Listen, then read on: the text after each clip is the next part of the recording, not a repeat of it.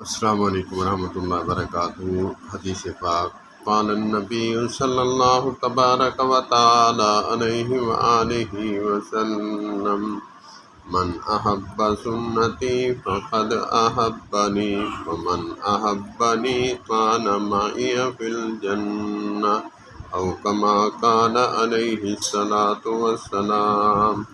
فرمایا نبی کریم صلی اللہ تبارک و تعالی علیہ وآلہ وسلم نے کہ جس نے میری سنت سے پیار کیا گویا کہ اس نے مجھ سے پیار کیا، اور جس نے مجھ سے پیار کیا وہ میرے ساتھ جنت میں ہوگا۔